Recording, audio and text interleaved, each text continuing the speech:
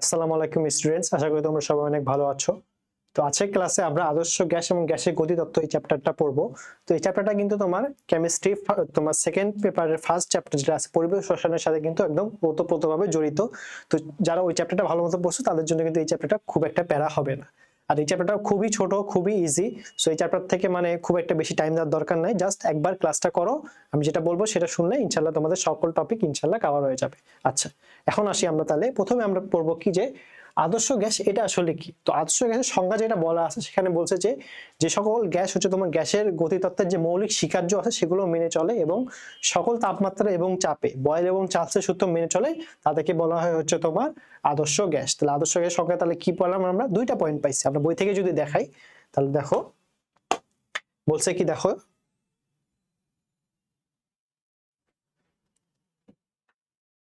দেখো যে সকল গ্যাস গ্যাসের গতিতত্ত্বের কি মেনে চলে? মৌলিক স্বীকার্য মেনে চলে। তাহলে কি স্বীকার্য? মৌলিক স্বীকার্য, যেটা আমরা পরে পড়বো। এবং কি বলছে? সকল তাপমাত্রা এবং চাপে বয়েল এবং চার্লসের সূত্র যুগ্মভাবে মেনে চলে। যুগ্ম মানে হচ্ছে তোমার একই সাথে দুইটা সূত্র মেনে চলে, তাদেরকে বলা হচ্ছে তোমার আদর্শ গ্যাস। আচ্ছা, এটা আমরা তাহলে পড়লাম। তাহলে আদর্শ গ্যাসের সংজ্ঞা প্রথমে আমরা পড়ে ফেলছি। আচ্ছা, এরপরে আসো যে কি বলছে এখানে, যে আদর্শ গ্যাসের মানে সত্য কি, যে মানবে যে মানে সত্যটা কি। দেখো এখানে বলছে যে সত্যটা কি, এটা শুধুমাত্র নিম্ন তাপমাত্রা এবং উচ্চ চাপে কিন্তু এরা আদর্শ গ্যাসের ইকুয়েশন গুলো মেনে চলবে, নরমাল সকল গ্যাসগুলো। তাহলে সত্য দুটো আমরা কি পেলাম? নিম্ন চাপ এবং উচ্চ তাপমাত্রা। তাহলে পাইছি আমরা নিম্ন চাপ প্লাস কি পাইছি? উচ্চ তাপমাত্রা। এই দুটো সত্য যদি আমরা মানে থাকে তাহলে আমরা হচ্ছে তোমার সকল গ্যাস হচ্ছে আদর্শ গ্যাসের সমীকরণটা মেনে চলবে। আচ্ছা, এরপরে আমরা আসি আদর্শ গ্যাসের বৈশিষ্ট্য কি বলছে। দেখো আদর্শ গ্যাস কি করে? সকল তাপমাত্রায় PV is equal two nRT এই সমীকরণটা মেনে চলে। তার মানে আমরা আদর্শ গ্যাসের প্রথম বৈশিষ্ট্যটা কি পাচ্ছি? সকল তাপমাত্রা এবং চাপে হচ্ছে তোমার PV is equal two nRT সমীকরণটা মেনে চলে। এরপরে আসে কি বলছে, স্থির তাপমাত্রা আদর্শ গ্যাসের অভ্যন্তরীণ শক্তি এর আয়তনের উপর নির্ভরশীল নয়। অভ্যন্তরীণ শক্তিটা কি? অভ্যন্তরীণ শক্তিটা হচ্ছে তোমার প্রত্যেকটা সিস্টেমের ভিতর কিন্তু একটা অন্তর্নিহিত বা সুপ্ত অবস্থায় শক্তি থাকে, সেটাকে বলা হয় তোমার অভ্যন্তরীণ শক্তি, যেটা তাপগতিবিদ্যা অধ্যায়ে পড়ছি। তো এই অভ্যন্তরীণ শক্তিটা কিসের উপর নির্ভর করে এটা আমরা জাস্ট একবার বলে দেই। আমরা নর্মালি জানি যে তাপমাত্রা, আয়তন, চাপ এর উপর কিন্তু অভ্যন্তরীণ শক্তিটা নির্ভর করছে। তার মানে অভ্যন্তরীণ শক্তি কিসের উপর নির্ভর করে? অভ্যন্তরীণ শক্তি এটা নির্ভর করতেছে কিসের উপর? তাপমাত্রা, আয়তন আর হচ্ছে তোমার চাপ, এর উপর কিন্তু অভ্যন্তরীণ শক্তি নির্ভর করছে। এটা আমরা যা সবাই জানি, বাট অভ্যন্তরীণ শক্তি কিন্তু আরো দুইটা জিনিসের উপর নির্ভর করে। সেই দুইটা জিনিস কি সেটা আমরা এখন জানবো। সেটা হচ্ছে তোমার আপেক্ষিক তাপ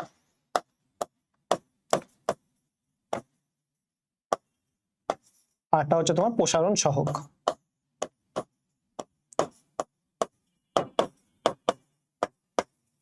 তাহলে এই পাঁচটা জিনিসের উপর কিন্তু অভ্যন্তরীণ শক্তিটা হচ্ছে তোমার নির্ভর করে। এরপর আমরা জাস্ট ভাই বলে দেই যে সমষ্ণ প্রক্রিয়া যেটা আছে সেখানে কিন্তু তোমার অভ্যন্তরীণ শক্তি পরিবর্তনটা শূন্য হয়। আর রুদ্ধতাপীয় সংকোচনের ক্ষেত্রে যেহেতু তোমার বাইরে থেকে কাজ করা হচ্ছে এই জন্য অভ্যন্তরীণ শক্তিটা বৃদ্ধি পায় এবং রুদ্ধতাপীয় তোমার প্রসারণে কিন্তু অভ্যন্তরীণ শক্তিটা হ্রাস পায়। আচ্ছা, কোনো বস্তুর অভ্যন্তরীণ শক্তি কিন্তু আমরা পুরোপুরি পরিমাপ করতে পারি না, আমরা জাস্ট অভ্যন্তরীণ শক্তি যে পরিবর্তন হচ্ছে সেটা কিন্তু জাস্ট পরিমাপ করতে পারি। তো আশা করি তোমাদের সব এই অভ্যন্তরীণ শক্তি সম্পর্কে কনসেপ্টটা ক্লিয়ার হয়েছে। আর যদি তোমরা আরো ক্লিয়ার করতে চাও তাহলে তোমরা তাপগতিবিদ্যা অধ্যায়টা পড়ে সেটা পুরোটা কনসেপ্ট ক্লিয়ার করতে পারবে। আমি জাস্ট এখানে একটু বলে দিলাম। এরপরে আমরা আসি, দেখো তারপরে বলছি কি আদর্শ গ্যাসের অণুসমূহের মধ্যে কিন্তু কোনো আকর্ষণ বা বিকর্ষণ নেই, অর্থাৎ এদের মধ্যে কোনো আকর্ষণ বিকর্ষণ নেই, এ জাস্ট নিজের মতো থাকে, অনেকটা সেলফিশ টাইপ বলতে পারো। এরপরে কি বলছে দেখো, আদর্শ গ্যাসের অণুসমূহের যে মোট আয়তন সেটা গ্যাস দ্বারা দখলকৃত মোট আয়তনের তুলনায় নগণ্য। এখানে কি বলছে এখন দেখো,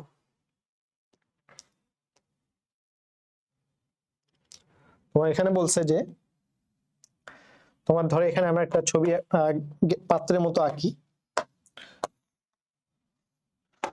তো এখানে দেখো অনেকগুলো কিন্তু অণু আছে।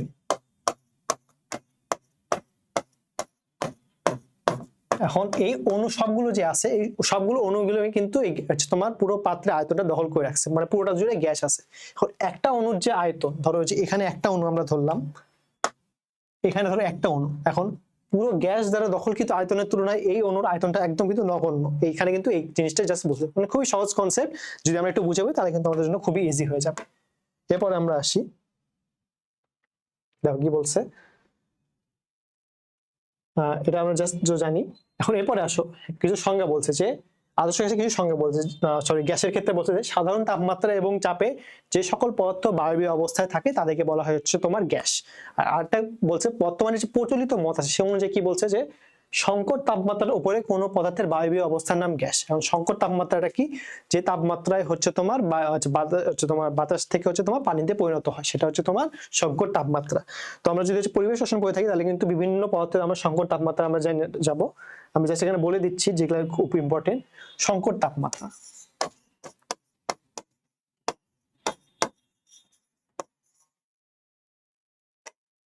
আচ্ছা সংকট তাপমাত্রা প্রথমে আমাদের জানতে হবে কার্বন ডাই অক্সাইডের ক্ষেত্রে। কার্বন ডাই অক্সাইডের যে আমরা সংকট তাপমাত্রা জানি সেটা কত, 31.1 ডিগ্রি সেলসিয়াস।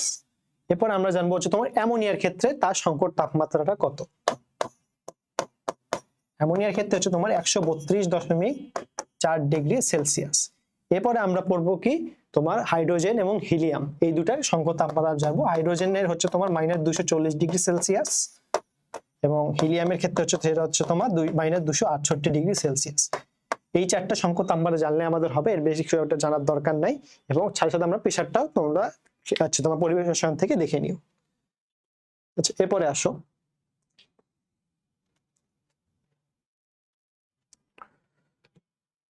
গ্যাসের সূত্রাবলী। প্রথমে আসছে তোমার বয়েলের সূত্র, চার্লসের সূত্র, চাপীয় সূত্র এবং অ্যাভোগাড্রোর সূত্র। তো বয়েলের সূত্রটা কি বলছে, নরমালি যে আমরা যে কনসেপ্টটা আমার যদি সংজ্ঞা না জানি সেটা হচ্ছে তোমার P is proportional to 1/v, এটা হচ্ছে তোমার বয়েলের সূত্র। চার্লসের সূত্রটা কি, V is proportional to T। আচ্ছা, আর চাপীয় সূত্র বিজ্ঞানী রেনল্ড দিয়েছেন, রেনল্ডের নামটা কিন্তু খুবই গুরুত্বপূর্ণ, রেগনল্ড যেটা বলে, সামনে লিখে দিব।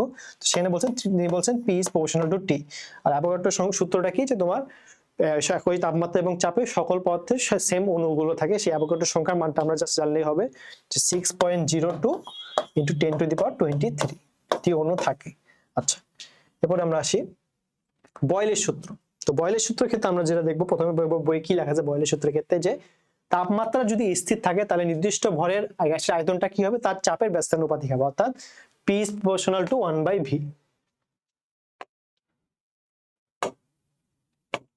অথবা V is proportional to 1/p। তো এটাকে যেহেতু তাপমাত্রা স্থির থাকতেছে এজন্য এটাকে সমষ্ণ সমীকরণ বলা হয়।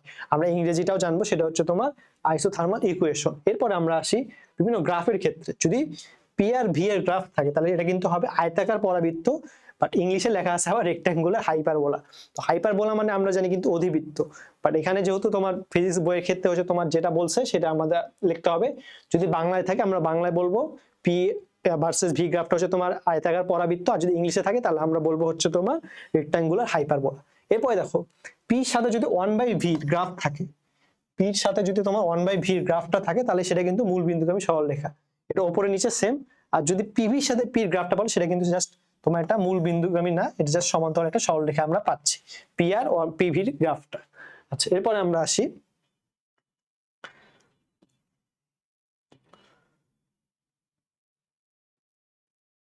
চার্লসের সূত্রটা আমরা আসি। তো চার্লসের সূত্রটা কি বলছে দেখো, যে স্থির চাপে কোনো নির্দিষ্ট গ্যাসের আয়তন যদি 0 ডিগ্রি সেলসিয়াস থেকে আমরা প্রতি ডিগ্রি সেলসিয়াস বাড়াই তাহলে আয়তন কতটুকু পরিবর্তন হবে, আয়তনের 1/273 বা 0.00366 অংশ পরিবর্তিত হবে। তাহলে এটা গেল হচ্ছে তোমার চার্লসের সূত্র। তো চার্লসের সূত্রের ক্ষেত্রে তোমার গ্রাফটা কেমন হবে, মূল বিন্দুগামী সরলরেখা কিন্তু হবে। আচ্ছা এরপরে আসো চাপীয় সূত্রটা কে দিয়েছেন, বিজ্ঞানী রেনল্ড, যেটা হচ্ছে তোমার ইংলিশের নামটা কিন্তু একটু অন্যরকম, এটা হচ্ছে তোমার রেগনল্ড লেখা আছে। তো চাপীয় সূত্রের ক্ষেত্রে বলছে P is proportional to T, এখানে হচ্ছে তোমার মূল বিন্দুগামী সরলরেখা আমরা পাচ্ছি যদি আমরা গ্রাফে বসাই। তারপর অ্যাভোগাড্রোর সূত্রটা আমরা বলছি, যে অ্যাভোগাড্রোর সংখ্যাটা কত সেটা আমরা জানলেই হবে, সেটা হচ্ছে তোমার 6.02 × 10⁻23। আচ্ছা এরপর আমরা আসি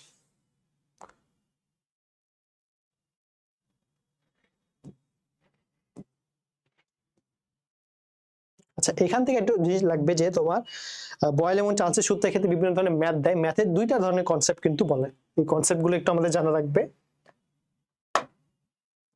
ধরো যে বললো যে তোমার তাপমাত্রা দ্বিগুণ হয়েছে আর তাপমাত্রা দ্বিগুণ বৃদ্ধি পাইছে, সেক্ষেত্রে আমরা কি ধরবো, ধরো তাপমাত্রা দ্বিগুণ হয়েছে, আর এটা হচ্ছে তোমার 2 গুণ বৃদ্ধি পাইছে।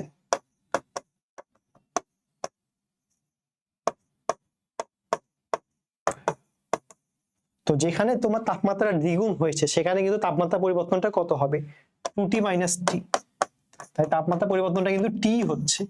আর যেখানে তাপমাত্রা 2 গুণ বৃদ্ধি পেয়েছে সেখানে তাপমাত্রা পরিবর্তনটা কত? তাপমাত্রা পরিবর্তনটা কিন্তু হচ্ছে তোমার 2t হবে। কারণ কি, যেখানে দ্বিগুণ হয়েছে মানে কি, আগে তার 500 ছিল, এখন তার আগে তার 500 কেলভিন ছিল, এখন তার 1000 কেলভিন হয়েছে। আর বলছে যে 2 গুণ বৃদ্ধি পাইছে, তার মানে কি আগে 500 ছিল, তাহলে 2 গুণ বৃদ্ধি পাই কত হয়েছে? 2 গুণ বৃদ্ধি পাইছে মানে কি, সেখানে হচ্ছে তোমার 500 থেকে আরো 2 গুণ, মানে 500 2 গুণ, তার মানে 1000 কেলভিন কিন্তু বৃদ্ধি পাইছে। তার মানে দ্বিগুণ হওয়া এক জিনিস আর 2 গুণ বৃদ্ধি পাওয়া আরেক জিনিস, এই দুইটা জায়গায় কিন্তু আমাদেরকে অবশ্যই সাবধান থাকা লাগবে। আচ্ছা, এরপর আমরা আসি।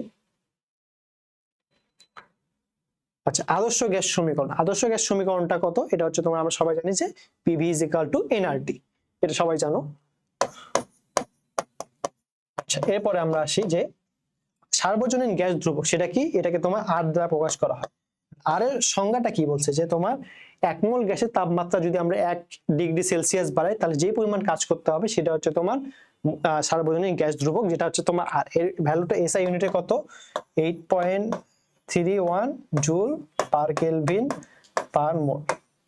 আচ্ছা, এটা তো জাস্ট আমরা হচ্ছে তোমার এই SI ইউনিটে জানছি। এখন অন্যান্য ইউনিটও আছে, যেমন সবচেয়ে বেশি গুরুত্বপূর্ণ যেটা হচ্ছে তোমার CGS একক যেটা আছে, CGS এ আমরা যদি মাপি তাহলে হচ্ছে তোমার আর্গ আসবে 8.31 × 10⁷ আর্গ পার কেলভিন পার মোল।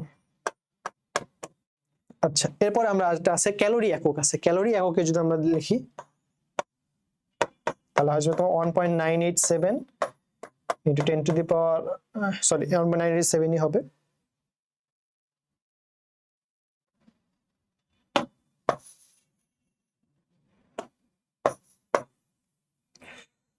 Calorie per kelvin per mole. আচ্ছা, আরেকটা ইউনিট আছে, একটু দেখে বলতেছি।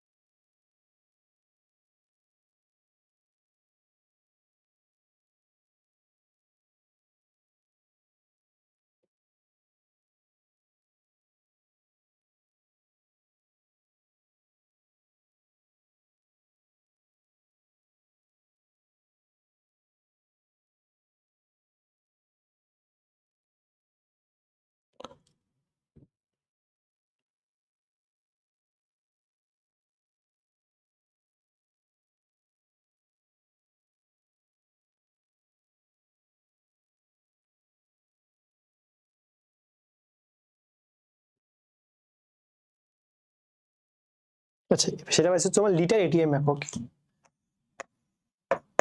সেটা হচ্ছে তোমার কত? 0.0821 litre ATM per kelvin per mole. আচ্ছা, তো এটা গেল হচ্ছে তোমার বিভিন্ন এককে হচ্ছে তোমার আর এর মানটা আমরা জানতে পারছি। এরপর আমরা আসি বইয়ে আসি।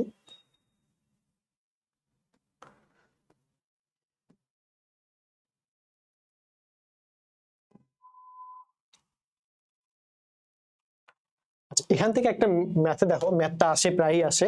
তো এখানে বলছে দেখো, কোন হ্রদের তলদেশ থেকে যদি হচ্ছে তোমার পানির উপরতলে আসে বায়ুর বুদবুদের হচ্ছে তোমার ব্যাসটা কত হয়েছে? দ্বিগুণ হয়েছে। তাহলে এখন তো আমরা জানতে হবে যে হ্রদের গভীরতা কত। এখানে দেখো, ব্যাস একটা কনসেপ্ট আছে, আর এটা হচ্ছে তোমার আয়তনের একটা কনসেপ্ট আছে। তো ব্যাসের ক্ষেত্রে যদি থাকে, যদি ব্যাস দেয়া থাকে, ব্যাস দেওয়া থাকলে যত গুণ বলছে, ধরো এই ম্যাথটাতে বলছে তোমার দ্বিগুণ, তাহলে ব্যাস ধরো 2 গুণ দেওয়া আছে, তাহলে আমরা কি করব, যে ব্যাসটা দেওয়া থাকবে তার কিউব করব, কিউব করে 1 মাইনাস করব, করে তাকে 10 দ্বারা গুণ দিব। তাহলে কত হচ্ছে তোমার 2⁵ করলে কত হচ্ছে? 8 হচ্ছে। 8 - 1 হলে কত হয়? 7। 7 × 2 = 70 মিটার। তার মানে অ্যান্সারটা তোমার 70 এর কাছাকাছি থাকবে। আর যদি হচ্ছে তোমার আয়তন দেয়া থাকে, যদি তোমার আয়তন দেয়া থাকে, আয়তন দেয়া থাকলে তোমার যত গুণ আয়তন দেওয়া আছে, ধরো যে আয়তন দেয়া থাকলে হচ্ছে তোমার 6 গুণ আয়তন দেয়া আছে, তাহলে তোমার সেক্ষেত্রে হচ্ছে গভীরতাটা কত হবে 6 - 1 ইন্টু 10, মানে যেটা থাকবে সেটা থেকে একটা মাইনাস করে দিব 1 করে তোমার 10 গুণ, তার মানে এখানে অ্যান্সারটা 50 এর আশেপাশে হবে। তো অনুশীলনীতে একটা 8 গুণের একটা ম্যাথ দেয়া আছে, তার উত্তরটা কিন্তু 70 এর আশেপাশে অ্যান্সারটা হবে। তো এখানেও দেখো অ্যান্সারটা কিন্তু কত বলছে, দেখো অ্যান্সারটা কিন্তু বলছে 72.36, মানে কতর মধ্যে, সেটা কিন্তু তোমার 70 এর কাছাকাছি কিন্তু অ্যান্সার আছে। এবং এই টাইপের ম্যাথটা কিন্তু প্রায় চলে আসে, তো এই ম্যাথটা খুব সহজেই আমরা বের করতে পারবো। কিভাবে বের করব, যদি হচ্ছে তোমার ব্যাস দেয়া থাকে তাহলে ব্যাস যত গুণ দেয়া আছে তার কিউব করব, কিউব করে 1 মাইনাস করব, মাইনাস করে যে ভ্যালুটা পাবো তার সাথে আমরা 10 গুণ দিলেই তার আশেপাশে কিন্তু অ্যান্সার আসবে। আর যদি আয়তন দেয়া থাকে তাহলে আয়তন থেকে জাস্ট একটা আমরা বিয়োগ করব, করে 10 দিয়ে গুণ দিলে যে অ্যান্সারটা হবে সেটা কিন্তু আমাদের রিকোয়ার্ড অ্যান্সার। এরপরে আমরা আসি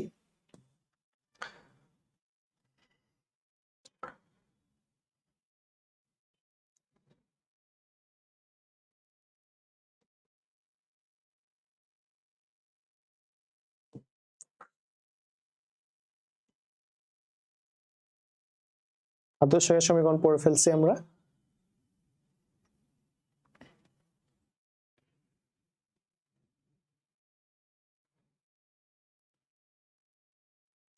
এখান থেকে একটা জিনিস লাগবে আমাদের, যে গ্যাস ধ্রুবক, গ্যাস ধ্রুবকটা কি, যে ভরটা দেওয়া আছে তার সাথে যদি আমরা আণবিক ভরটা হচ্ছে তোমার আণবিক ভরের অনুপাত বের করি সেটাকে বলা হয় তোমার গ্যাস ধ্রুবক, যেটাকে আমরা কি দ্বারা কিন্তু প্রকাশ করি।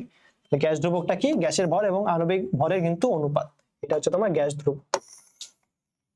আচ্ছা, এরপরে আমরা আসি প্রমাণ তাপমাত্রা। তো প্রমাণ তাপমাত্রাটা কত আমরা জানি, হচ্ছে তোমার 273 ডিগ্রি কেলভিন বা 0 ডিগ্রি সেলসিয়াস, এটা হচ্ছে তোমার প্রমাণ তাপমাত্রা। তো এখানে হচ্ছে তোমার কত অক্ষাংশে পাওয়া যায়, 45 ডিগ্রি অক্ষাংশে 273 কেলভিন তাপমাত্রার উলম্বভাবে অবস্থিত 760 মিলিমিটার মার্কারি উচ্চতা বিশিষ্ট একটি শুষ্ক বিশুদ্ধ পারদ স্তম্ভ যে চাপ দেয় সেটাকে বলা হচ্ছে তোমার প্রমাণ চাপ। তো প্রমাণ চাপটা কত 1 atm, যেটাকে আমরা লিখতে পারি 1.013 × 10⁻³ প্যাসকেল, অথবা হচ্ছে তোমার 101/325 প্যাসকেল আমরা নরমালি বলে থাকি। তো প্রমাণ তাপমাত্রা যেহেতু আমরা জানি সেটাকে বলা হয় তোমার স্ট্যান্ডার্ড টেম্পারেচার এন্ড প্রেসার। তো আমরা এসএটিপিটাও জানবো এবং এনটিপিটাও জানবো, যেটা হচ্ছে তোমার এসএটিপি। এসএটিপি তে টেম্পারেচারটা কত পাচ্ছি আমরা, সেখানে কিন্তু 25 ডিগ্রি সেলসিয়াস, যেটাকে আমরা লিখতে পারি হচ্ছে তোমার 298 কেলভিন। আচ্ছা, এটা হচ্ছে তোমার টেম্পারেচার গেল। সেখানে প্রেসারটা কত, প্রেসারটা হচ্ছে তোমার 100 কিলো প্যাসকেল। এবং হচ্ছে তোমার যদি আরেকটা আছে, আচ্ছা এসএটিপি ফুল ফর্মটা কিন্তু লাগে standard ambient temperature and pressure. আরেকটা আছে কি এনটিপি আছে, এনটিপিটা কি just normal temperature and pressure. তো এটা হচ্ছে তোমার কবি স্যারের বই দেওয়া আছে, হচ্ছে টেম্পারেচার দেওয়া আছে 20 ডিগ্রি সেলসিয়াস বা হচ্ছে তোমার 293 কেলভিন। আচ্ছা, এরপরে আসো যে এসটিপি যেটা আছে, এসটিপি তে কিন্তু হচ্ছে তোমার আয়তনটা কত হয় 22.4 লিটার। যদি এসএটিপি হয়, এসএটিপি তে ভলিউমটা কত হবে 24.789 লিটার। আর যদি তোমার এনটিপি বলে, এনটিপি তে হচ্ছে তোমার গ্যাসের আয়তন হবে হচ্ছে তোমার 24.04 লিটার। এবং এই প্রত্যেকটা ইনফরমেশন কিন্তু ভর্তি পরীক্ষা, মেডিকেল অ্যাডমিশন টেস্ট, বিভিন্ন ভার্সিটিতে খুবই গুরুত্বপূর্ণ, কিন্তু এটা কিন্তু কখনো আমরা মিস করবো না ইনফরমেশন গুলো। আচ্ছা, এরপরে আসি। আচ্ছা, পরম শূন্য তাপমাত্রা কত বলছে, যে দেখো এখানে দুইটা কনসেপ্ট আছে। প্রথম হচ্ছে সর্বনিম্ন তাপমাত্রা হচ্ছে 273 ডিগ্রি সেলসিয়াস, আবার বলছে যে প্রকৃতপক্ষে এর তাপমাত্রা হচ্ছে -273.16 ডিগ্রি সেলসিয়াস। তার মানে সর্বনিম্নতে যদি আমরা দেখাই তাহলে 273 ডিগ্রি সেলসিয়াস, আর যদি প্রকৃতপক্ষে বলে তাহলে কিন্তু -273.16 ডিগ্রি সেলসিয়াস হবে। আচ্ছা, এছাড়া হচ্ছে তোমার কবি স্যারের বইয়ে বলছে যে তোমার মানে হচ্ছে এটা কি বলে, বাস্তবে কিন্তু -260 ডিগ্রি সেলসিয়াস, এর নিচে কিন্তু আমরা বাস্তবে যাইতে পারি না।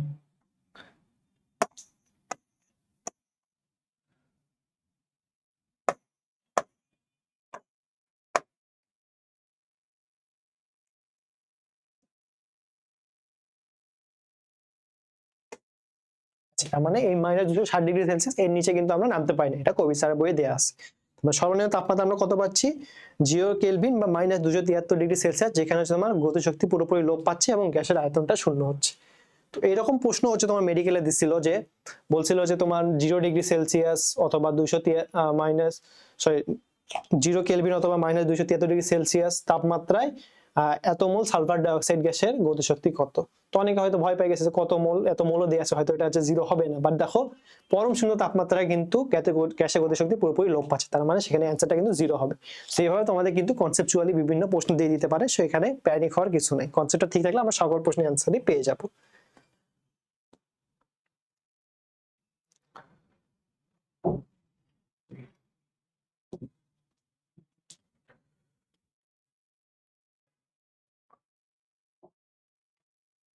আচ্ছা, গ্যাসের ঘনত্ব। তো গ্যাসের ঘনত্ব আমরা কিভাবে বের করবো, সবাই জাস্ট খালি মুখস্থ করে ফেলে সূত্রগুলো, বাট কিভাবে বের করে এটা যদি আমরা জানি তাহলে কিন্তু আমাদের জন্য খুবই সহজ, তখন কিন্তু পরীক্ষা হলে আমাদের প্যানিক হওয়া লাগবে না। কারণ ধরো যে তোমার নর্মালি রোয়ে শুধু আমরা জানি যে rho is equal two PM/RT, তাই না? তো পরীক্ষা হলে তুমি এত ইনফরমেশন মুখস্থ করে গেছো, তোমার তো এম আর আর এর মধ্যে চেঞ্জ হয়ে যেতে পারে, তাই হয়ে যেতে পারে। তো স্বাভাবিকভাবে আমাদেরকে অবশ্যই ভেরিফাই করার একটা ওয়ে জানতে হবে। তো এই জন্য আমরা জাস্ট জানবো যে কিভাবে এই PV is equal two NRT এই সূত্র থেকে আমরা গ্যাসের ঘনত্ব বের করতে পারি। তো দেখো এন যেটা আছে, এন কে আমরা কি লিখতে পারি, এন কে আমরা লিখতে পারি কিন্তু W/M, তার মানে কি যে পরিমাণ ভর আছে প্রদত্ত ভর ভাগ আণবিক ভর, তাহলে আমরাও এখানে এটাই লিখবো যে PV is equal two W/M RT।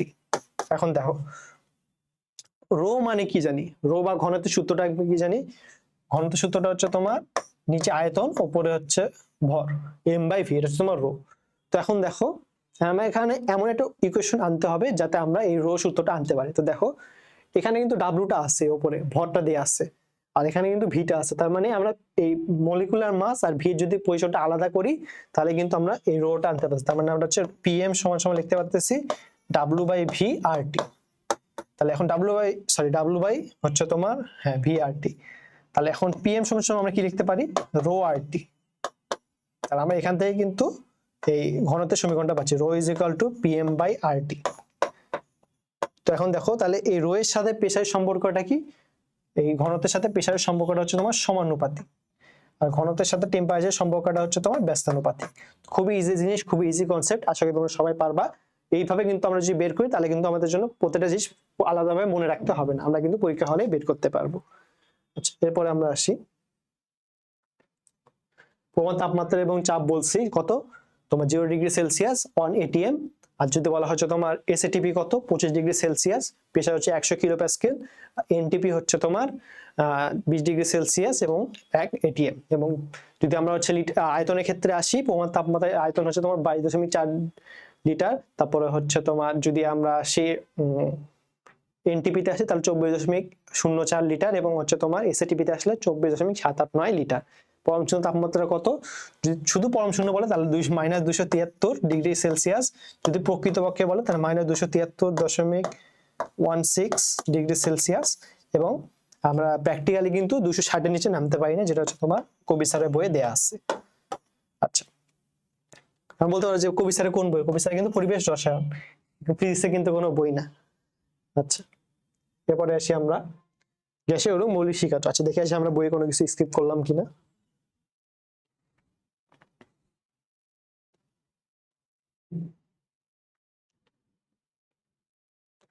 আচ্ছা, গ্যাসের অণু মৌলিক শিখাচ্ছ, ওই যে আমরা কিন্তু শুরুতে পড়ছিলাম আদর্শ গ্যাসের হচ্ছে আমার সূত্রতে কি পড়ছিলাম যে আদর্শ গ্যাসের সংজ্ঞায় যে যেসব গ্যাসের অণু মৌলিক শিখার্য মেনে চলে।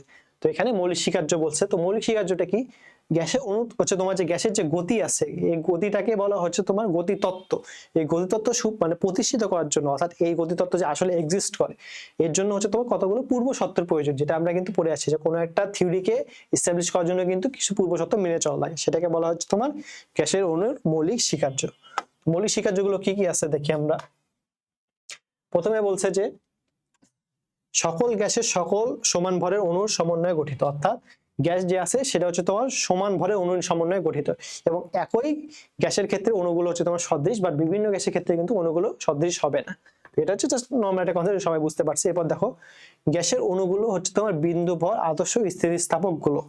এখন ধরো যে একটা যদি আমরা কি করে চিন্তা করা যায়, একটা যদি আমরা মার্কসের কথা চিন্তা করি, মার্কসের যে তোমার এই আমরা কানে দিই এই জায়গাটা যদি আমরা এবার টান দিই তারপরে একটু পর কিন্তু সে তার আগে জায়গায় আবার চলে আসে, অর্থাৎ সেই স্থিতিস্থাপকতা দেখাইছে, অর্থাৎ তার মধ্যে আমি যদি ডিফর্মিটি ঘটাই তার ফোর্সটা হচ্ছে তোমার রিমুভ করার পর সে কিন্তু তার প্রাথমিক অবস্থায় চলে আসে। তো আদর্শ গ্যাসের ক্ষেত্রেও সেই স্থিতিস্থাপক গোলক এই সূত্রটা মেনে চলতেছে। এরপরে দেখো কি বলছে যে অণুগুলোর মধ্যবর্তী দূরত্বের তুলনায় এর কিন্তু আয়তনটা হচ্ছে না নগণ্য। তো অণুগুলোর মধ্যবর্তী দূরত্ব, আচ্ছা ধর এখানে অনেকগুলো অণু আছে,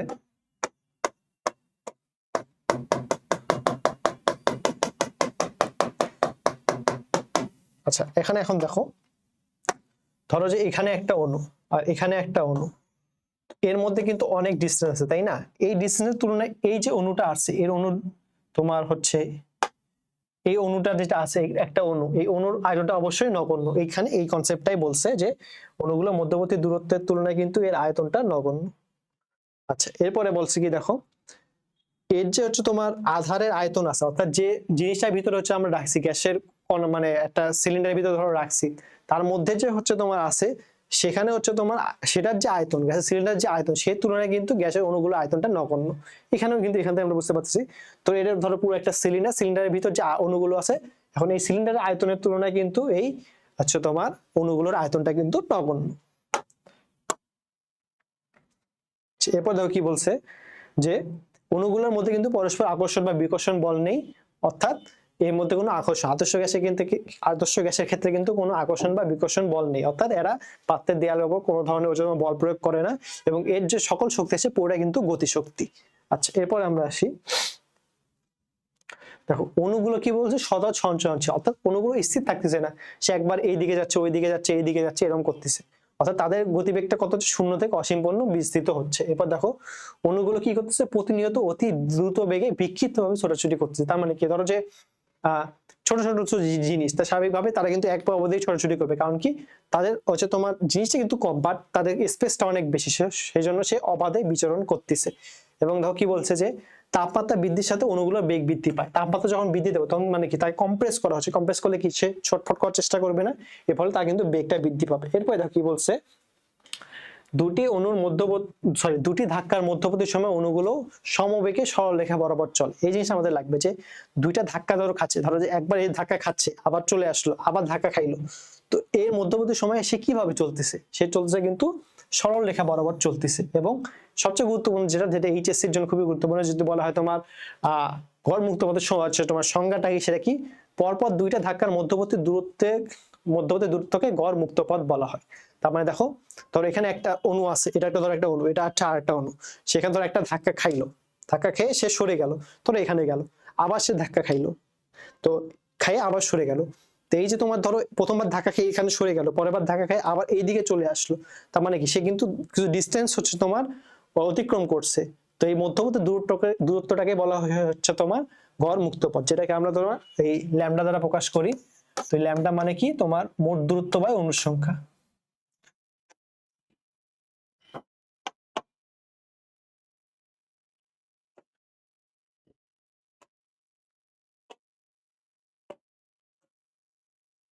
এটা সামনে পড়বো, জাস্ট কি বলে দিই, ল্যামডা সমান সমান দূরত্ব বাই অণুর সংখ্যা।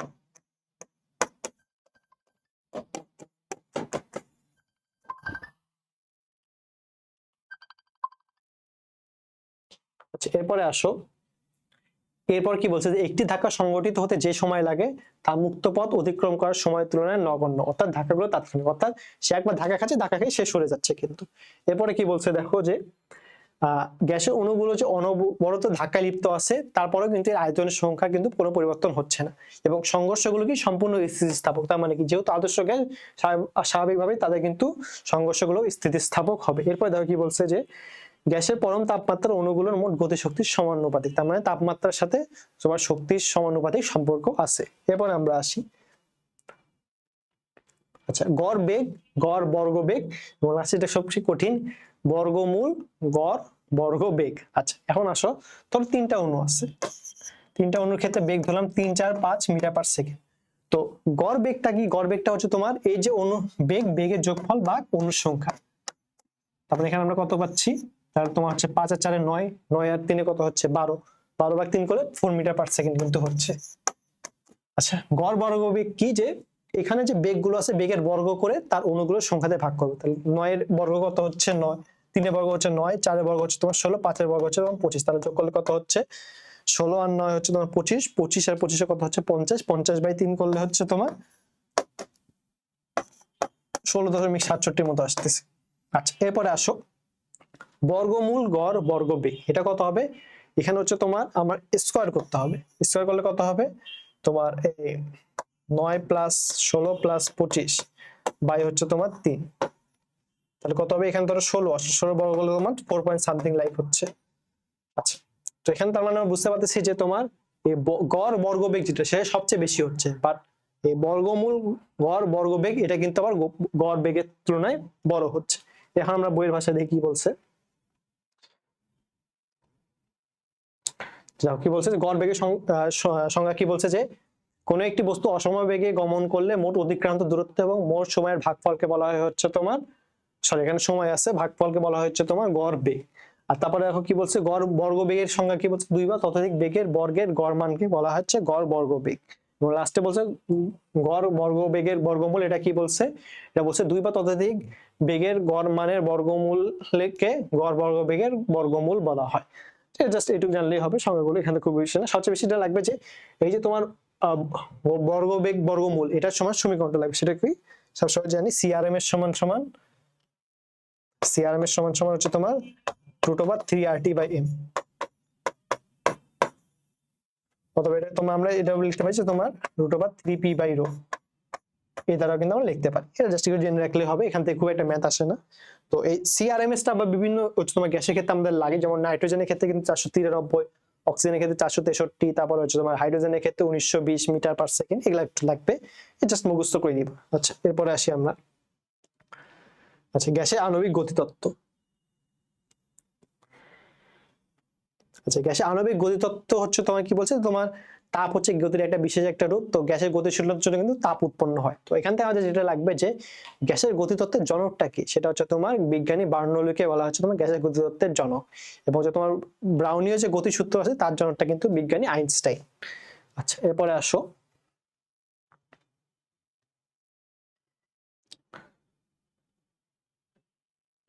যে এখানে হচ্ছে তোমার এই গ্যাসের গতিশক্তির সাথে হচ্ছে তোমার প্রেসারের কি সম্পর্ক, এটা একটু আমরা দেখে নিব। তো আমরা নরমালি কি জানি যে তোমার পিভি = কিন্তু জানি এনআরটি। আচ্ছা, এটা একটা হচ্ছে তোমার গেল। আর যদি আমরা হচ্ছে ইর ক্ষেত্রে ধরি, ই সমান সমান কিন্তু আমরা লিখি যে 3/2 এনআরটি, মানে শক্তি। তাহলে দেখো ই সমান সমান কি লিখতে পারতেছি? 3/2 কিন্তু পিভি লিখতে পারতেছি, কারণ কি পিভি = এনআরটি। তার মানে এখন দেখো পির সাথে তাহলে এই সম্পর্কটা কি হচ্ছে?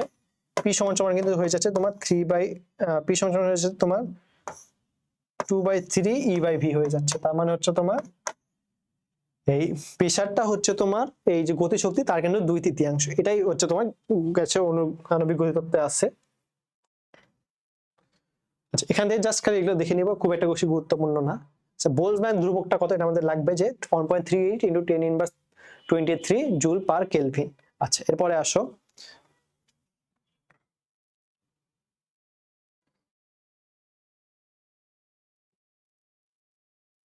আচ্ছা এরপরে আসো তোমার আমরা যদি বিজ্ঞানী অ্যামাগার কার্ভ দেখি, মানে কার্ভ মানে গ্রাফ, তো এখানে দেখবো যে হচ্ছে তোমার বাস্তব গ্যাসগুলো কিন্তু আদর্শ গ্যাসের মতো আচরণ করে না। সেখান থেকে বিজ্ঞানী ভ্যান ডার ওয়ালস একটা সমীকরণ দিয়েছে যে P + n² / v² × V - nv, এটা করলে হচ্ছে তোমার এনআরটি সমীকরণ আসে। তো বিজ্ঞানী ভ্যান ডার ওয়ালস কি বলছেন? তিনি বলছে যে তোমার P + n² / v² × V - nv, এটা করলে হচ্ছে তোমার আদর্শ সমীকরণটা আমরা পাবো মোটামুটি তো এখানে দেখো এই যে তোমার এটা আছে, এটাকে বলা হচ্ছে তোমার চাপ সংশোধন ফ্যাক্টর। চাপ সংশোধন ফ্যাক্টর। তো এই চাপ সংশোধন ফ্যাক্টর যেটা আছে সেটা আবার কিসের সমানুপাতিক? সেটা হচ্ছে তোমার P = n²/v²। এখন দেখো তাহলে আমার চাপ সংশোধন ফ্যাক্টর, এটার হচ্ছে তো আমরা কি বের করব? এর এককটা বের করব। তো এটা দেখো P এর সাথে দেখো P = n²/v², তাই না? তাহলে এখন দেখো প্রথম P এর এককটা কি, প্রেসারের এককটা কি? ATM। তার মানে এর এককে শুরু থাকবে হচ্ছে তোমার ATM। এরপরে দেখো n² বলছে, n² মানে কি? n² মানে হচ্ছে তোমার মোল, এন মানে হচ্ছে মোল সংখ্যা। দেখো মোল সংখ্যা আমার নর্মালি দেখো পির সাথে কিন্তু কোনো একক থাকা যাবে না, এই পুরোটা করে আমার রেজাল্টেন্টটা কিন্তু জাস্ট এটিএম আসতে হবে, সেটা কিন্তু আসছে। তাহলে এখন আমার এন স্কোয়ার আর ভি স্কোয়ার এটাকে রিভার্স করে দিতে হবে। তাহলে এন স্কোয়ার আচ্ছা নিচে ভি স্কোয়ার যেটা সেলের উপরে চলে যাবে, ভি এককটা কি লিটার, তার মানে লিটার যেহেতু লিটার ইনভার্স 2 আছে, তার মানে কি এর এককে আমার লিটার স্কোয়ার দিতে হবে, তার মানে এটিএম লিটার স্কোয়ার। আর এন এর এককটা কি, এন এর এককটা মোল, তাহলে মোল যেহেতু উপরে মোল স্কোয়ার আছে, তার মানে কি করতে হবে মোল ইনভার্স 2 দিতে হবে। তাহলে আমরা মোল ইনভার্স 2 দিই। তাহলে এটা করলে কিন্তু আমরা চাপ সংশোধন ফ্যাক্টর এ এর এককটা পাচ্ছি ATM litre square mole inverse 2। তার মানে আমরা কিন্তু বুঝতে পারলাম যে আমাদের কোনো কিছু মুখস্থ করার দরকার নাই, আমরা কিন্তু বুঝে পড়লে কিন্তু খুবই ইজি হয়ে যাবে। এরপরে আমরা আসি এই বিটা কি, বিটা হচ্ছে তোমার আয়তন সংশোধন ফ্যাক্টর।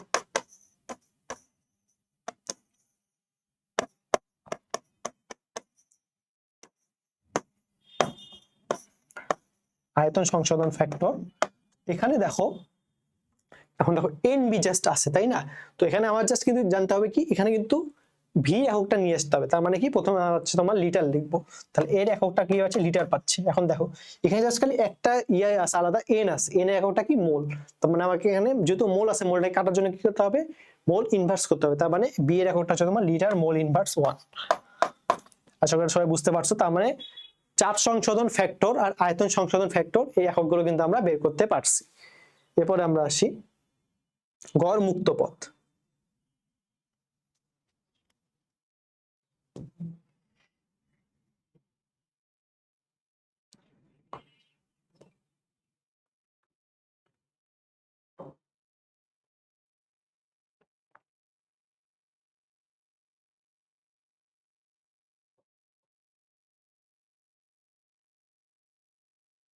আচ্ছা গড় মুক্ত পথের সংজ্ঞা কি বলছে দেখো, যে পরপর দুইটি ধাক্কার মধ্যবর্তী সময় অণুগুলো সরলরেখায় যেটুকু দূরত্ব অতিক্রম করে সেটা হচ্ছে তোমার গড় মুক্ত পথ। তো গড় মুক্ত পথের সমীকরণটা কি বলছে দেখো, যে তোমার মোট অতিক্রান্ত পথ বাই ধাক্কার সংখ্যা, এটা হচ্ছে তোমার গড় মুক্ত পথ। তো এখানে বিজ্ঞানী ক্রসিয়াস একটা সমীকরণ দিয়েছেন, বিজ্ঞানী বোলসম্যান একটা সমীকরণ দিয়েছেন এবং বিজ্ঞানী ম্যাক্সওয়েল কিন্তু আরেকটা সমীকরণ দিয়েছেন। তো আমরা জাস্ট একটু দেখে নিই সমীকরণগুলো। ক্লসিয়াসের সমীকরণটা দেখো কি বলছে, যে lambda is equal two pi sigma square N, এখানে সিগমা মানে হচ্ছে তোমার আণবিক ব্যাস। তারপরে দেখো বোলসম্যান কি দিবেন, সরি ম্যাক্সওয়েল দিয়েছে তোমার pi sorry lambda is equal to √2 pi lambda sigma square N. এটা আমি একটু লিখে নিই। প্রথমে লিখবো হচ্ছে ক্লসিয়াস কি দিচ্ছে,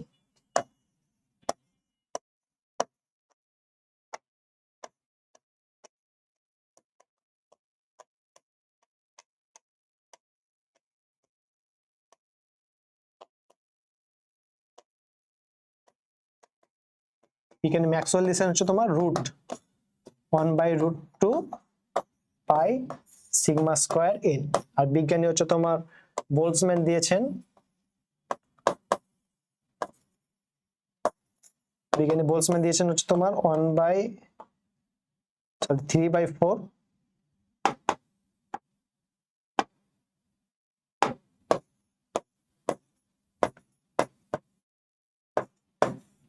এখানে দেখো সব ক্ষেত্রে কিন্তু পাই সিগমা স্কয়ার এনটা কমন।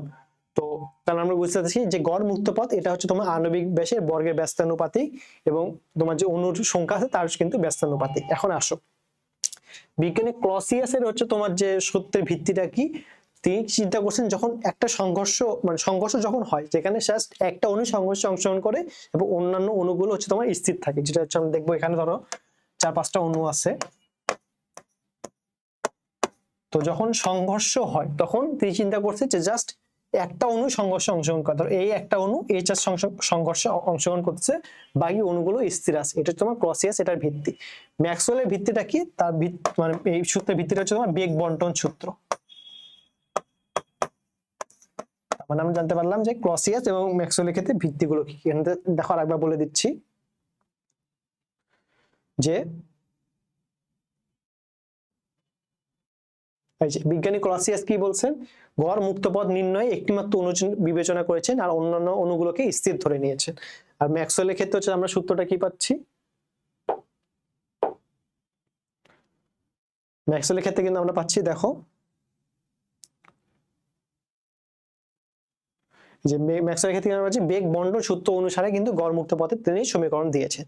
তার মানে কিন্তু আমরা কনসেপ্ট গুলো বুঝতে পারলাম।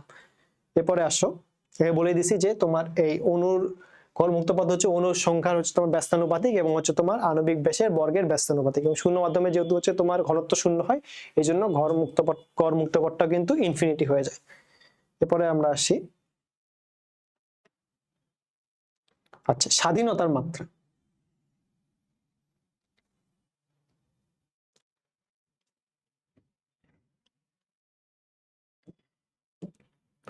স্বাধীনতার মাত্রা আসলে কি বোঝায়? ধরো যদি কোনো একটা বস্তুর অবস্থান নির্ণয়ের জন্য জাস্ট একটা হচ্ছে তোমার দরকার হয়, একটা হচ্ছে তোমার মানে কি বলবো অবস্থান দরকার হয়, সেটা হচ্ছে তোমার এক পারমাণবিক হইতে পারে। যেমন ধরো একটা গাড়ি যদি সমতল পথে যাচ্ছে তাহলে সেটা কিন্তু হচ্ছে তোমার তার স্বাধীনতার মাত্রা এক। আবার যদি একটা প্রাসের কথা চিন্তা করো, একটা প্রাস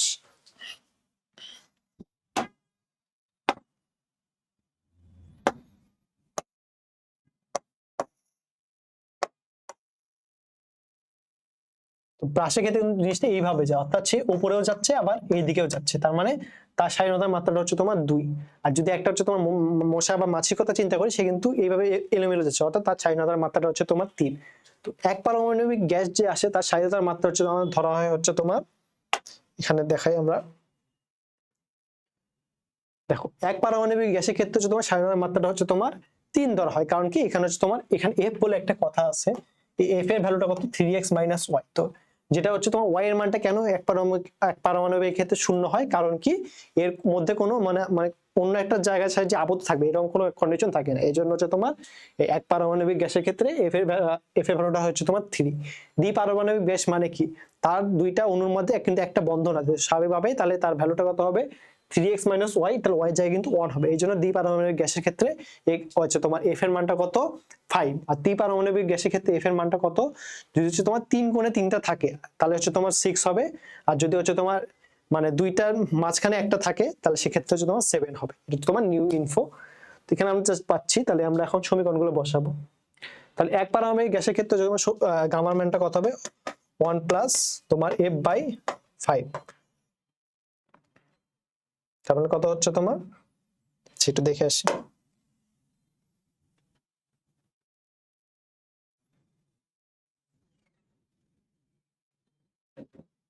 সরি এখানে সূত্র হচ্ছে আমার 2/f,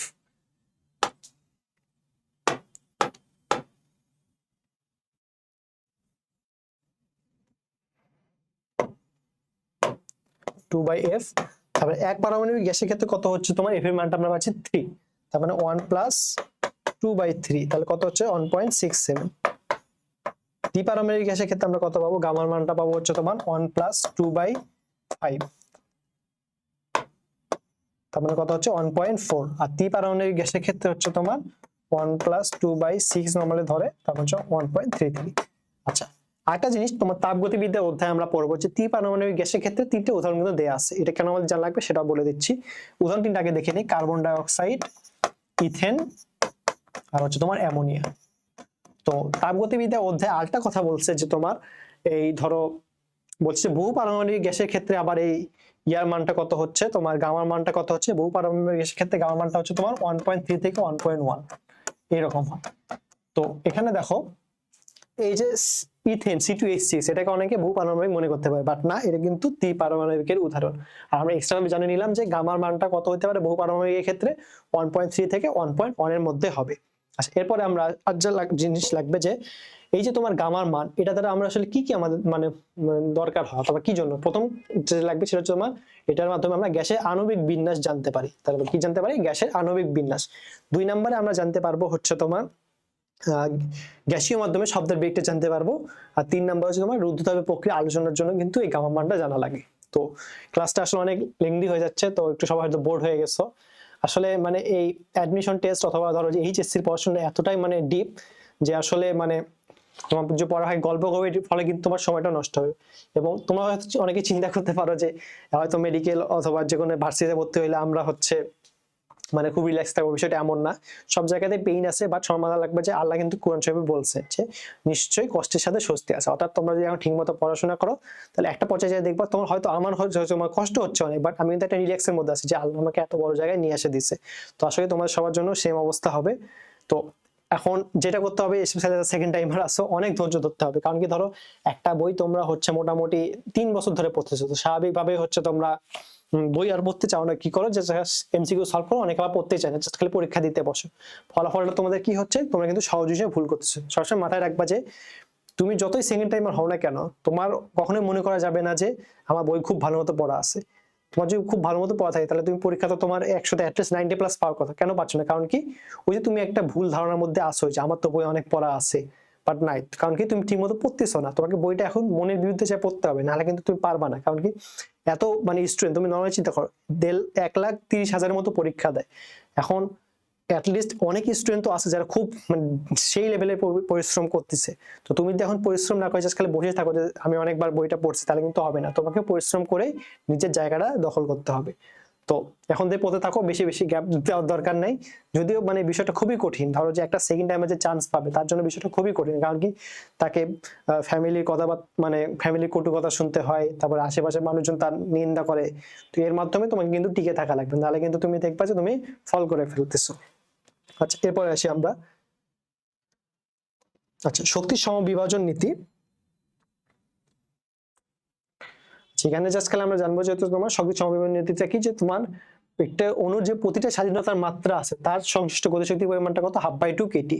আর যদি হচ্ছে তোমার সম্পূর্ণ বের করি তাহলে F/2 কেটি। তো এখানে একটা জিনিস যেটা লাগে যে তোমার কোনো গতি মানে পরমাণু যদি হচ্ছে তোমার রৈখিক গতিশক্তি এবং ঘূর্ণন গতিশক্তি থাকে এবং এর সাথে যদি কম্পন শক্তিও থাকে, তাহলে তার স্বাধীনতার মাত্রাটা কত হবে? তার স্বাধীনতার মাত্রা হবে হচ্ছে তোমার 7। এই যে এখানে বলছে 7, তার মানে কি, গতিশক্তি এবং তোমার রৈখিক গতিশক্তি ঘূর্ণন গতিশক্তির সাথে যদি কম্পন শক্তিও থাকে, তাহলে তার স্বাধীনতার মাত্রা হবে তোমার 7 এবং মোট শক্তি কত হবে? 7/2 কেটি। আচ্ছা, এটা জানলে হবে। আচ্ছা, এরপরে আমরা আসি। এখানে একটা জিনিস লাগে, এই জিনিসটা আসলে সবাই মিস করে যায়, যেটা কি বলছে যে বেগের প্রতিটি উপাংশের সাথে যেটা সংশ্লিষ্ট অপসারণ গতিশক্তি আছে সেটা মোট গতিশক্তি কত শতাংশ? 1/3। তো এই জিনিসটা অনেকে মানে মিস করে যায়। তো এই জিনিসগুলো কিন্তু আমাদের অবশ্যই মাথায় রাখা লাগবে। এই জন্য মানে বলতে মানে সেকেন্ড টাইমের জন্য স্পেশাল, তোমরা হয়তো ভাবছো বইয়ে সবকিছু পড়া আছে, বাট দেখো এই বইয়ের ভিতরে অথবা তোমার লাস্টে হচ্ছে তোমার উদাহরণে কিন্তু অনেক জিনিস দেখো যেগুলো কিন্তু তোমরা স্কিপ করে গেছো, পড়োনি। এখান থেকে যদি প্রশ্ন আসে তাহলে কিন্তু তুমি অবশ্যই পারবা না। তো এই জায়গাগুলো ভালো মতো পড়তে হবে। আচ্ছা, এরপরে আসো জলীয় বাষ্প। তো জলীয় বাষ্প কিসের কিসের উপর নির্ভর করে, আমরা একটু দেখবো যে পানির উৎসের উপর নির্ভর করে, তারপর অক্ষাংশের উপর নির্ভর করে, সমুদ্রপৃষ্ঠ থেকে উচ্চতার উপর নির্ভর করে বায়ুর জলীয় বাষ্পের পরিমাণ। আচ্ছা, তো এখানে দেখো জলীয় বাষ্পটা কি আকারে প্রকাশ করতেছে, সেটা হচ্ছে তোমার আচ্ছা, এখানে দেখো সংজ্ঞাটা প্রথমে কি বলছে, 0 ডিগ্রি সেলসিয়াস তাপমাত্রায় 45 ডিগ্রি অক্ষাংশে তোমার সমুদ্র সমতলে যে পরিমাণ বায়ুচাপ 760 মিলিমিটার মার্কারি পালস্তম্ভের সমান হয় তাকে বলা হচ্ছে তোমার 1 ATM বলা হয়। তো এটাকে নিউটন পার মিটার স্কয়ার বা প্যাসকেল দ্বারা প্রকাশ করা হয়। আচ্ছা, এরপরে আসো যে সম্পৃক্ত বাষ্পচাপ এবং হচ্ছে তোমার অসম্পৃক্ত বাষ্পচাপ, এই দুটো দ্বারা আসলে কি বোঝায়। তো নরমালি চিন্তা করো একটা বাসের ভিতর ধরো যে তোমার 50 জন যাত্রী ধরবে, আর 50 জন যাত্রীর মধ্যে যদি 50 জন যাত্রী থাকে, তাহলে তারা ধরো যে এই যাত্রীটাকে আমরা তোমার জলীয় বাষ্প মনে করি। তো এই 50টা জলীয় বাষ্প যে পরিমাণ চাপ দিবে সেটা হচ্ছে তোমার সম্পৃক্ত বাষ্পচাপ। আর ধরো যে 50টা সিট আছে, বাট সেখানে হচ্ছে তোমার গ্যাসীয় অণু আছে 30টা, তো তার মানে কি এই 30টা অণু যে চাপটা দিবে সেটা কিন্তু অসম্পৃক্ত বাষ্পচাপ। তো স্বাভাবিকভাবে তাহলে কার চাপটা বেশি হবে? সম্পৃক্ত বাষ্পচাপের চাপটা কিন্তু এখানে বেশি হবে। এরপরে আসি আমরা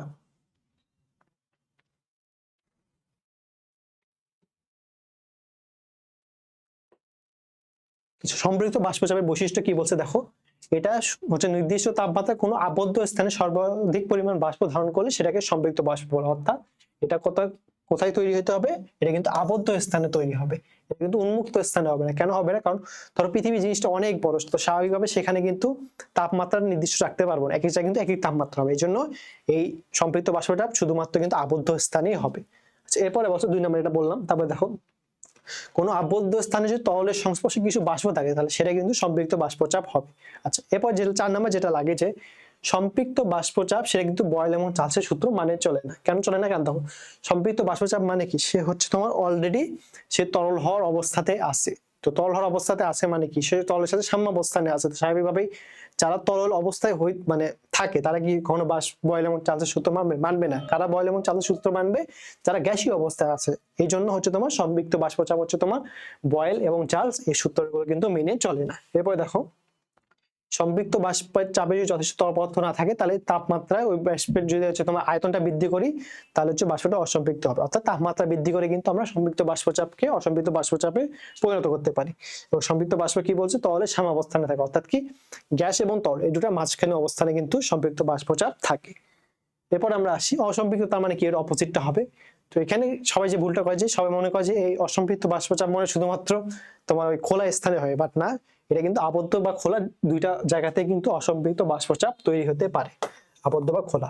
এরপরে দেখো, তো প্রথমে কি বলেছে, একটি নির্দিষ্ট তাপমাত্রায় যদি বাষ্পের পরিমাণটা এমন হয় যে সে আরো বেশি পরিমাণ বাষ্প ধারণ করতে পারে, সেটাই কিন্তু হচ্ছে তোমার অসম্পৃক্ত বাষ্পচাপ। তারপরে দেখো, এরা কিন্তু যেহেতু এরা হচ্ছে তোমার এই তরলের সাম্যাবস্থানে থাকে না স্বাভাবিকভাবে, এরা কিন্তু বয়েল এবং চাষের সাথে মিলে চলে, কারণ কি এরা গ্যাসীয় অবস্থাতেই আছে। আচ্ছা, এরপরে দেখো এই সূত্রটা, মানে সবাই মোটামুটি ভয় পাও এবং ভুল করো, জানি না কেন, অনেকে এই জিনিসটা দেখে স্কিপ করো, বাট দেখো এটাতে কিন্তু মেডিকেলে চলে আসছে। এবং আসলে একটা মানে কি বলবো, মানে যে কারণে হোক আমি জিনিসটা ছটা কিন্তু পারতাম, বাট পরীক্ষা হলে যায় কিন্তু আমি এটা এক্সিকিউট করতে পারিনি। এই জন্য আমাদের বেলায় যে 24-25 সেশনে প্রশ্নটা আসছিল আমি কিন্তু স্কিপ করেছি। আমি জাস্ট বিভি ইজ ইকুয়াল টু এনআরটি এটা আমি করতে চাইছি। কারণ কি এই জিনিসটা কেন বললাম, কারণ দেখো তুমি যত পড়ে যাও না কেন, তোমার যদি ওই টাইমে মাথা কাজ না করে, আল্লাহ যদি তোমার উপর সহায় না হয়, তাহলে কিন্তু তুমি পারবা না। এই কারণে জিনিসগুলো বললাম। তো এই জন্য আমাদের সবসময় অবশ্যই পড়তে হবে এবং সব আল্লাহর কাছে কিন্তু চাইতে হবে, পিতা মাতার কাছে দোয়া চাইতে হবে, আল্লাহর কাছে চাইতে হবে, আত্মীয় স্বজনের কাছে কিন্তু ভালো ব্যবহার করতে হবে। আচ্ছা, তো অনেকে হয়তো বলতে পারো, মানে মনে করো যে এই পরীক্ষার আগে জাস্ট আত্মীয় স্বজনের খবর নিব, বিষয়টা কিন্তু এমন না। আমাদের সবসময় ফ্যামিলি কিন্তু খবর রাখতে হবে, তাহলে কিন্তু আল্লাহ আমাদেরকে পছন্দ করবেন। আচ্ছা, এরপর দেখো, এখানে দেখো এই যে তাপমাত্রা যে ঘর আছে সেখানে কিন্তু মান 2 ঘর করে আছে, বুঝছো? তাহলে দেখো যে 0 থেকে 2, 2 থেকে 4, তো এইখানে তখন 100 পর্যন্ত আছে তোমার 50টা ঘর, এখানে 40 পর্যন্ত যদি আমি চিন্তা করি, তো 40 পর্যন্ত তোমার আছে তোমার 20টা ঘর, তো আমরা 20টা ধরে আগাবো। তো এখানে দেখো প্রথম 6টাতে কিন্তু 1 করে বাড়তেছে। দেখো দেখো 4 থেকে 5, 5 থেকে 6, 6 থেকে 7, 7 থেকে 8, 8 থেকে 9, 9 থেকে 10। তাহলে দেখো 1, 2, 3, 4, 5, 6, প্রথম 6টাতে কত করে বাড়তেছে, 1 করে বাড়তেছে। তাহলে আমি এখানে 6 লিখলাম। প্রথম 6টাতে হচ্ছে তোমার 1 করে বাড়তেছে। পরবর্তী 5টাতে আমরা যা দেখবো যে তোমার পরবর্তী 5টাতে হচ্ছে তোমার বাড়তেছে হচ্ছে তোমার 2 করে। এটা আলাদা কালি দিয়ে দেই। তো দেখো 10 থেকে 11.99 এটাকে আমরা 2 ধরবো। তারপরে 11 থেকে 13, 13 থেকে 15, 15 থেকে 17, 17 থেকে 19। তার মানে 1, 2, 3, 4, 5। পরবর্তী 5টায় কত করে বাড়তেছে, 2 করে বাড়তেছে। পরবর্তী 5টায় 2 করে বাড়তেছে। তারপরে দেখো পরের 4টাতে বাড়তেছে হচ্ছে তোমার 3 করে। দেখো 19 থেকে হচ্ছে তোমার 22, 22 থেকে 25, 25 থেকে 28, 28 থেকে 31। তার মানে পরবর্তী 4টা কত করে বাড়তেছে, 3 করে বাড়তেছে। তারপরে দেখো পরবর্তী আরো 4টাতে কত করে বাড়তেছে, 4 করে বাড়তেছে। এটা আমরা আটা কালি দিয়ে দিই। দেখো 31 থেকে 35, 35 থেকে 39, সরি পরবর্তী 2টায়, পরবর্তী 2টা হচ্ছে তোমার 4 করে বাড়তেছে।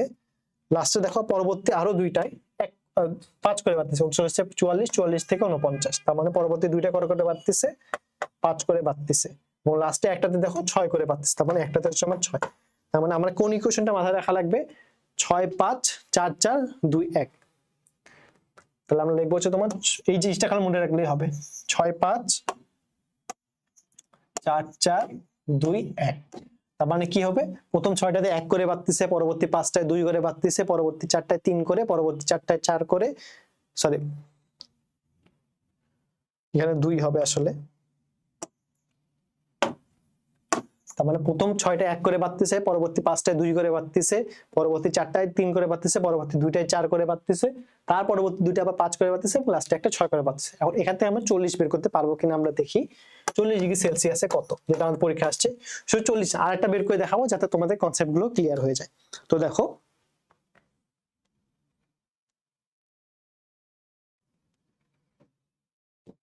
দেখো 0 ডিগ্রিতে কত বলছে, 4.5। এখানে আমরা জাস্ট 4টাই ধরবো।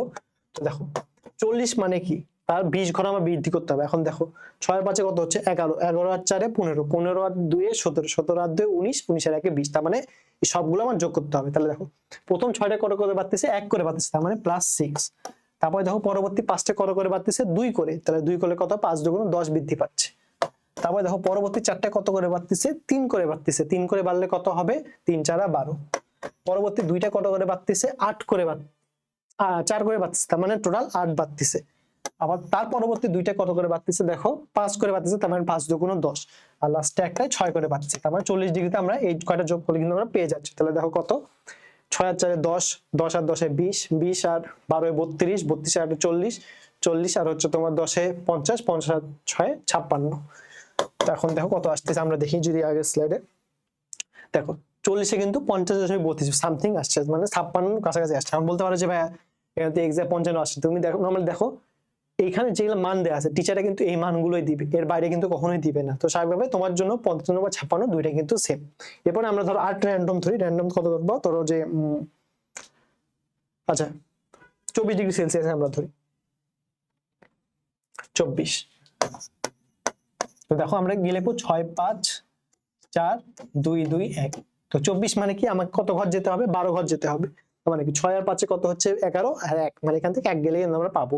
তো নরমালি হচ্ছে তোমার জিরোতে কত থাকছে 4 থাকতেছে। এখন এটা হচ্ছে তোমার 6 ঘর যাওয়া লাগবে, 6 মানে কি 6 1 কে 6, তারপর হচ্ছে তোমার এটা 5 ঘর পুরোটা নেওয়া লাগবে, তার মানে কত 5 2 10, এবং লাস্টে এই যে 4 মানে 3 করে বাড়ছে যেখানে, এখানে 1 ঘর নেওয়া লাগবে, তার মানে একটা যোগ করবো আমরা 3। তাহলে কত হচ্ছে দেখো 6 4 আর 6 10, 10 আর 10 20, 20 আর 3 কিন্তু 23।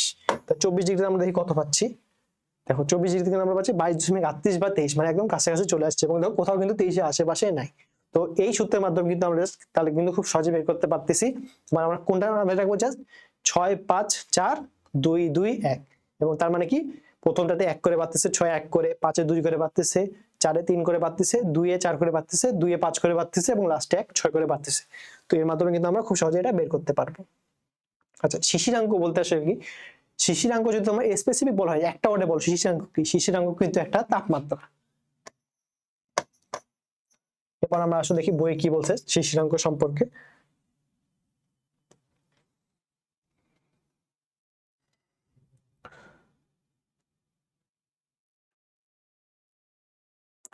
বলছে কি যে তোমার যে তাপমাত্রায় একটি নির্দিষ্ট আয়তনের বায়ু তার ভেতরে জলীয় বাষ্প দ্বারা সম্পৃক্ত হয় সেটা হচ্ছে তোমার শিশিরাঙ্ক। অর্থাৎ তোমার যে তাপমাত্রায় বায়ু হচ্ছে তোমার যে বাতাস আছে তার ভিতরে জলীয় বাষ্প দ্বারা সম্পৃক্ত হবে সেটা হচ্ছে তোমার শিশিরাঙ্ক। এবং আরেকটা সঙ্গে কি বলছে দেখো, যে তাপমাত্রায় শিশির জমতে শুরু করে সেটা হচ্ছে তোমার শিশিরাঙ্ক বলা হয়। তো শিশিরাঙ্ক মানে কি, যে তাপমাত্রা হচ্ছে তোমার ওই পানির ফোঁটার মতো শিশির হচ্ছে তোমার ওই গাছপালা এগুলো হচ্ছে তোমার জমে থাকবে।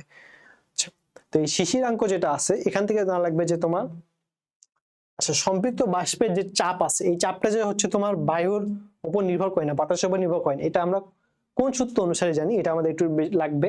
সেটা হচ্ছে তোমার ডাল্টনের সূত্র অনুসারে। সেটা কি ওই যে তোমার পার্শিয়াল প্রেসার যে সূত্র সেই সূত্র আমরা জানতে পারি যে এই সম্পৃক্ত বাষ্পের চাপটা বায়ুর উপর কিন্তু নির্ভর করে না। আচ্ছা এরপর আসো আর্দ্রতা মানে কি, যে তোমার একক আয়তনের বাতাসে যে পরিমাণ জলীয় বাষ্প থাকে সেটা হচ্ছে তোমার আর্দ্রতা বলা হয়। আচ্ছা আর্দ্রতা ক্ষেত্রে পরম আর্দ্রতা যেটা আছে এটা হচ্ছে তোমার আপেক্ষিক আর্দ্রতা। আপেক্ষিক আর্দ্রতার সূত্রটা কি, যে তোমার শিশিরাঙ্কে যে সম্পৃক্ত জলীয় বাষ্পের যে চাপ আছে সেটা ডিভাইডেড বাই বায়ুতে যে হচ্ছে তোমার জলীয় বাষ্পের চাপ আছে সেটা কিন্তু হচ্ছে তোমার আপেক্ষিক আর্দ্রতা। আচ্ছা আপেক্ষিক আর্দ্রতা সম্পর্কে কিছু হচ্ছে তোমার ঘটনা আমাদের লাগে, যে তোমার বলছে কি যে মেঘাচ্ছন্ন রাত্রি অপেক্ষা কিন্তু মেঘচ্ছন্ন রাত্রি যেটা আছে সেটার সময় শিশির জমানোর জন্য সহায়কতা। কারণটা কি, যে মেঘ যেহেতু তাপরোধী পদার্থ, অর্থাৎ যদি মেঘ থাকে তার মানে কি সে তাপটাকে উপরে মানে ওই বায়ু মানে ভূপৃষ্ঠের উপরে বিকিরিত হতে দিবে না, এই জন্য হচ্ছে তোমার জিনিসটা গরম থাকবে। আর যদি মেঘাচ্ছন্ন রাত্রি থাকে তাহলে কিন্তু শিশির খুব জমবে, কারণ কি মেঘ তখন ওই কি বলবো যে তাপগুলো হচ্ছে উপরে বিকিরিত হয়ে যাবে এবং পরবর্তীতে শিশির অবস্থায় নিজে নেমে আসবে।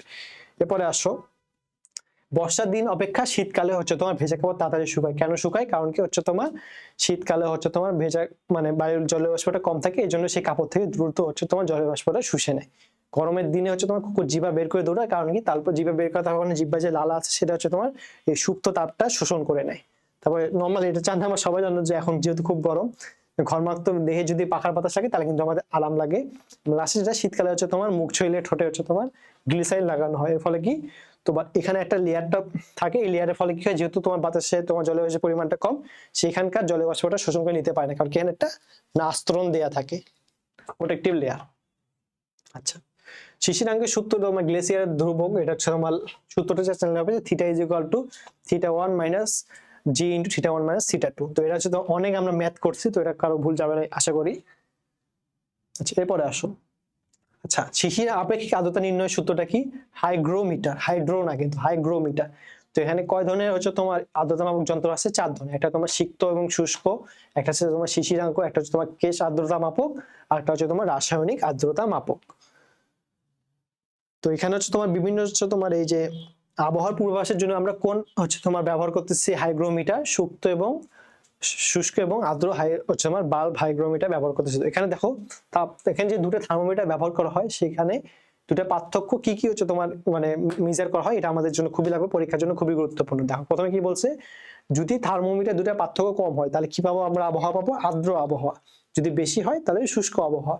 যদি আস্তে আস্তে কমতে থাকে তাহলে বৃষ্টি হবে। আর যদি খুব দ্রুত কমতে থাকে তাহলে হচ্ছে তোমার ঝড় হওয়ার সম্ভাবনা আছে। এবং লাস্টে দেখো নতুন দুইটা হচ্ছে অ্যাড করছে, নতুন যে পার্থক্য যদি হঠাৎ বেড়ে যায় তাহলে খরা হইতে পারে, আর যদি হচ্ছে তোমার শূন্য হয় তার মানে সেটা হচ্ছে তোমার সম্পৃক্ত জলীয় বাষ্প। আচ্ছা, এরপরে আমরা আসি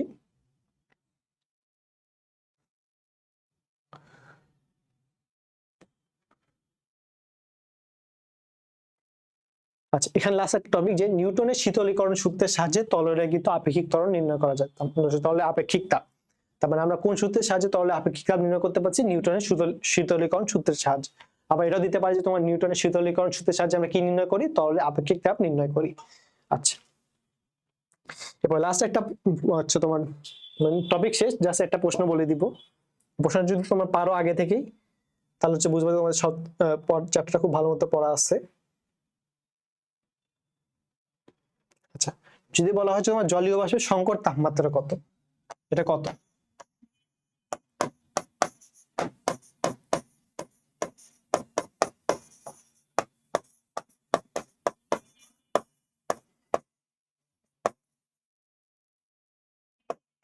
আচ্ছা, এই জিনিসটা হয়তো অনেকে নতুন দেখছো, অনেকে হয়তো জীবনে কোনোদিন শোনাও নেই। জলীয় বাষ্পের সংকট তাপমাত্রা এই জিনিসটা কোথায় আছে? অনেকে হয়তো বলতে পারে এক্সট্রা ইনফো না, এটা কোনো এক্সট্রা ইনফো না। ইসাক স্যারের বইয়ে আছে, কই আছে?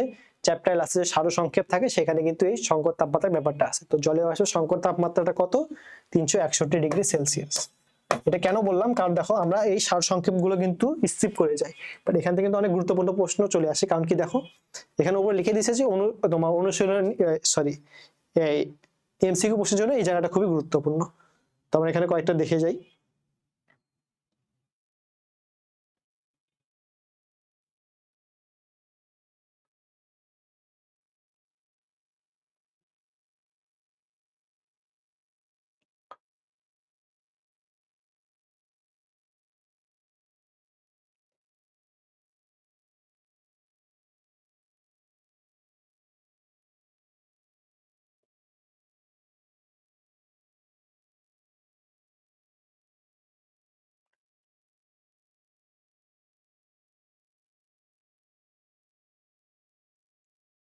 এই যে দেখো কিন্তু বলে দিচ্ছে যে বহু নির্বাচনী প্রশ্নের জন্য প্রয়োজনীয় বিষয় বলে সারসংক্ষেপ, এখান থেকে কিন্তু প্রশ্ন চলে আসে। আচ্ছা, বয়েলের সূত্র সমষ্টি প্রক্রিয়া মেনে চলো, অর্থাৎ এটাকে এই জন্য আইসোথার্মাল প্রসেস বলা হয়। আচ্ছা, এগুলো জাস্ট পড়ে নিবা, খুব একটা কঠিন না। এই যে এটা একটু লাগবে যে নাইট্রোজেনের ঘনত্ব যে তোমার কত? 1.25 কেজি পার মিটার কিউব, এবং হচ্ছে তোমার মূল গড় বর্গবেগটা কত? 493.07 মিটার পার সেকেন্ড। আচ্ছা, আর্দ্রতা গুণাঙ্কের একক, এটা কিন্তু অনেকে এটা যদি আসে, এটা হচ্ছে তোমার আর্দ্রতা গুণাঙ্কের এককটা কত? Newton second per metre square. এখান থেকে কিন্তু প্রশ্ন চলে আসতে পারে। আচ্ছা, 27 ডিগ্রি সেলসিয়াস তাপমাত্রায় 4 গ্রাম অক্সিজেনে হচ্ছে তোমার মোট গতিশক্তি কত? 467.78 জুল।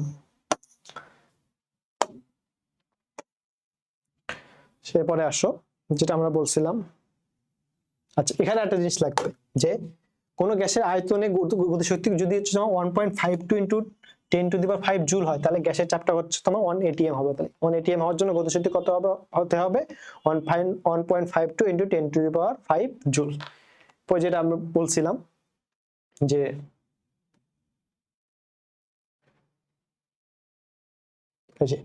আর জলীয় বাষ্পের সংকট তাপমাত্রা কত? 361 ডিগ্রি সেলসিয়াস। আসলে দেখতে পাচ্ছ চারবার দেখাচ্ছি জলীয় গ্যাসের তোমার সংকট তাপমাত্রা কত? 361 ডিগ্রি সেলসিয়াস। তো এটা কিন্তু ভুল করা যাবে না। আচ্ছা, এরপরে আমরা আসি আদর্শ গ্যাসের চাপের সূত্রটা কি বলছে? P = 1/3 rho c square. এটা হচ্ছে তোমার গ্যাসের গতিতত্ত্বের সূত্র থেকে আমরা জানি। আচ্ছা, এরপরে আসি আমরা গ্রাফ থেকে, খুব একটা প্রশ্ন দেয় না। এক পারমাণবিক গ্যাসের ক্ষেত্রে স্বাধীনতার মাত্রাটা কত হচ্ছে তোমার? F is equal to 3 হচ্ছে এবং হচ্ছে তোমার গামার মানটা 1.67, দ্বি পারমাণবিকের ক্ষেত্রে F is equal to 5, গামার মানটা হচ্ছে তোমার 1.4, আর ত্রি পারমাণবিকের ক্ষেত্রে হচ্ছে তোমার গামার মানটা 6 এবং গামার মানটা হচ্ছে তোমার 1.3, সরি F এর মানটা 6, গামার মানটা হচ্ছে তোমার 1.33। আচ্ছা, আপেক্ষিক আর্দ্রতা এবং শিশিরাঙ্কের মধ্যে সম্পর্ক কত? আর ইজ ইকুয়াল টু তোমার F/F। তো Fটা কি? যেমন শিশিরাঙ্কে সম্পৃক্ত জলীয় বাষ্পের চাপ, আর বড় হাতে Fটা হচ্ছে তোমার সম্পৃক্ত বাষ্পের চাপ, যেটা হচ্ছে তোমার সর্বোচ্চ মানে ধারণ করতে পারে। তো আশা করি সবাই ক্লাসটা খুব ভালো লাগছে, মানে সব কনসেপ্ট বুঝতে পারছো। তার কারো যদি কোনো সমস্যা থাকে তাহলে কমেন্টে জানাতে পারো। সবাইকে অসংখ্য ধন্যবাদ। আসসালামু আলাইকুম।